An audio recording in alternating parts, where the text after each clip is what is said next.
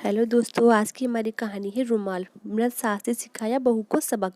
आज सासू माँ की तेरहवीं है। मेहमानों के बीच उदासी ओढ़कर नकली आंसू बहाते हुए बहू संजना अब उकता गई थी। एक ननद को छोड़कर बाकी सभी मेहमान जा चुके थे। अब उसे इंतजार था सास की विरासत में छोड़ी हुई चीजें देखने का। उनकी अलमारी की चाबी की जानकारी केवल ननद मीना को ही थी। उसने सबके सामने अलमीरा खोली।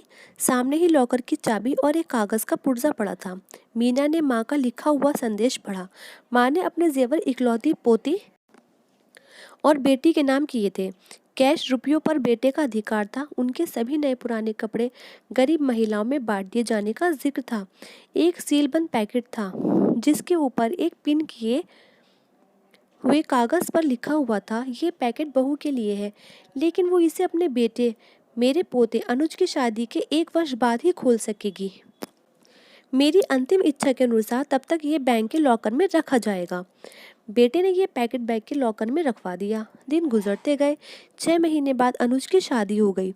सगाई पहले ही हो चुकी थी। बहू आराधना के घर में आते ही संजना ने कुछ राहत महसूस की।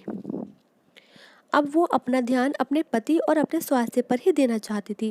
वह बात बात पर बहू को निर्देश देती, लेकिन आराधना उसके कहे को एक कान से सुनकर दूसरे कान से झटक देती।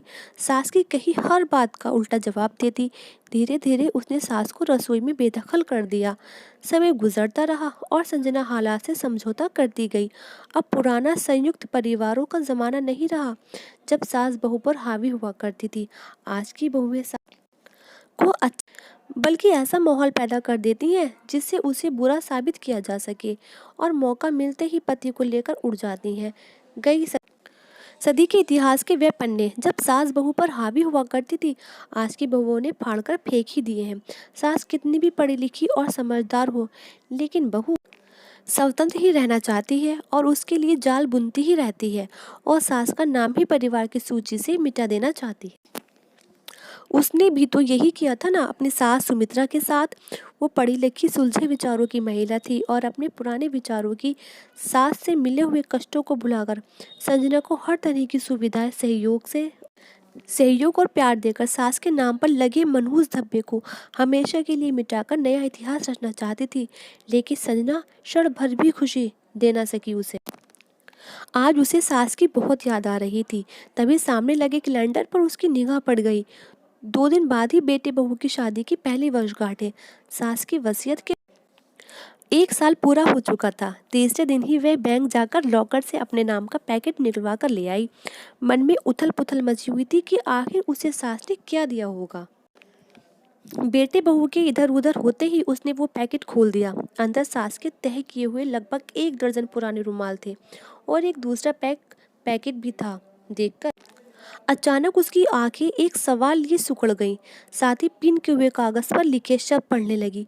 बहू, ये वो रुमाल है जिनसे मैं बेटे के विवाह होने के एक बाद से मृत्युपर्यंत आंसू पोंछती रही। पढ़कर उसकी आंखों से अविरल आंसू बहने लगे। रोते रोते उसने दूसरा पैकेट खोला। उसमें इतने ही बिल्कुल नए रुमाल थे। वैसे ही कागज का टुकड़ा पिन किया हुआ था। उसे कहीं से सास की आवाज़ सुनाई दी, बहू रो रही हो ना, ये रुमाल तुम्हें अपनी अंतिम सांस तक आंसू पोंछने के काम। और उसने एक रुमाल उठाकर अपने आंसू पोंछ लिए। तो फ्रेंड्स, आई होप कि आपको ये मेरी स्टोरी आज की पसंद आई होगी। अगर पसंद आई हो तो मेरे चैनल को लाइक कीजिएगा, शेयर कीजिएगा और सब्सक्राइब कीजिएगा, और जो पास में बेल आइकन है उसको प्रेस ज़रूर कीजिएगा ताकि आपको मेरी हर वीडियो की नोटिफिकेशन सबसे पहले मिल सके। तो thank you friends, and thanks for watching.